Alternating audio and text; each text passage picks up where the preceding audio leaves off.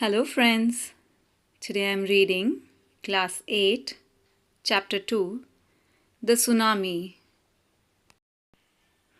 A tsunami is a very large and powerful wave caused by earthquakes under the sea. On 26 December 2004, a tsunami hit Thailand and parts of India such as the Andaman and Nicobar Islands and the Tamil Nadu coast. Here are some stories of courage and survival. Did animals sense that a tsunami was coming? Some stories suggest that they did. 1. These stories are all from the Andaman and Nicobar archipelago. Ignatius was the manager of a cooperative society in Kachal. His wife woke him up at 6 a.m. because she felt an earthquake. Ignatius carefully took his television set off its table and put it down on the ground so that it would not fall and break. Then the family rushed out of the house.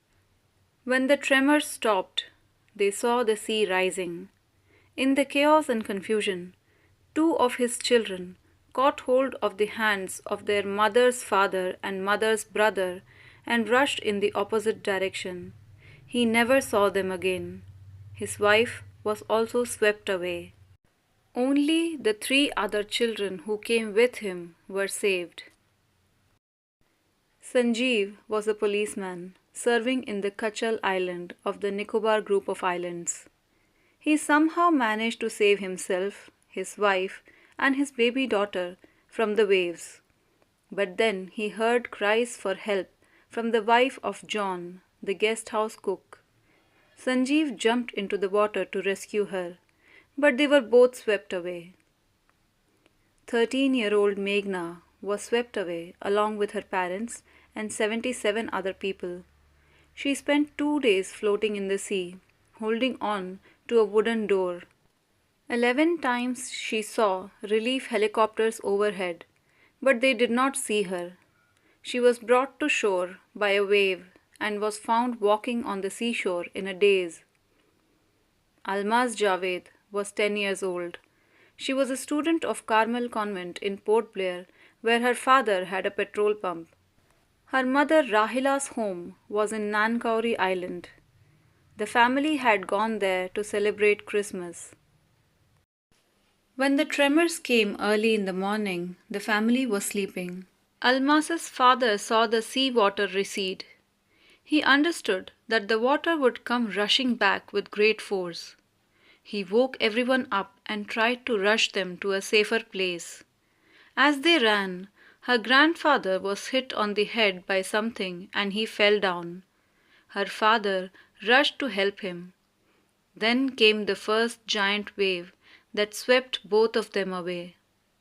Almas's mother and aunts stood clinging to the leaves of a coconut tree, calling out to her. A wave uprooted the tree, and they too were washed away. Almas saw a log of wood floating. She climbed onto it, then she fainted. When she woke up, she was in a hospital in Camorta. From there, she was brought to Port Blair. The little girl does not want to talk about the incident with anyone. She is still traumatized. Tilly Smith, a British schoolgirl, was able to save many lives when the tsunami struck Phuket Beach in Thailand.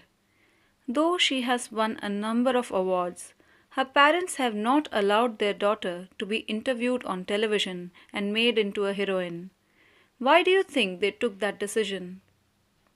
Now here is a story from Thailand. The Smith family from southeast England was celebrating Christmas at a beach resort in southern Thailand. Tilly Smith was a 10-year-old schoolgirl. Her sister was 7 years old. Their parents were Penny and Colin Smith. It was 26 December 2004. Deadly tsunami waves were already on their way.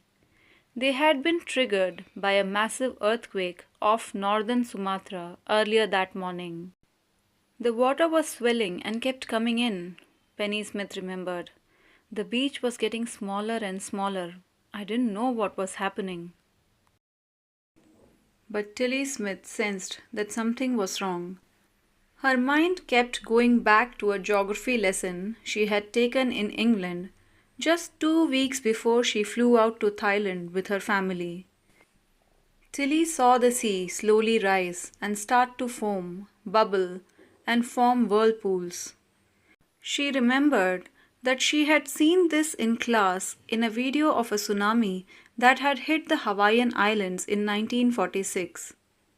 Her geography teacher had shown her class the video and told them that tsunamis can be caused by earthquakes, volcanoes, and landslides. Tilly started to scream at her family to get off the beach. She talked about an earthquake under the sea. She got more and more hysterical, said her mother Penny. I didn't know what a tsunami was, but seeing my daughter so frightened, I thought something serious must be going on. Tilly's parents took her and her sister away from the beach to the swimming pool at the hotel. A number of other tourists also left the beach with them. Then it was as if the entire sea had come out after them. I was screaming, "Run!" The family took refuge in the third floor of the hotel. The building withstood the surge of 3 tsunami waves. If they had stayed on the beach, they would not have been alive. The Smiths later met other tourists who had lost entire families. Thanks to Tilly and her geography lesson, they had been forewarned. Tilly went back to her school in England and told her classmates her terrifying tale. 3.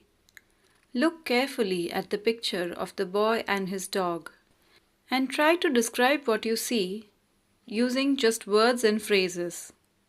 Either the teacher or one of the students can write down the words and phrases on the blackboard. This is how you can start. Calm, blue sea, ruined huts.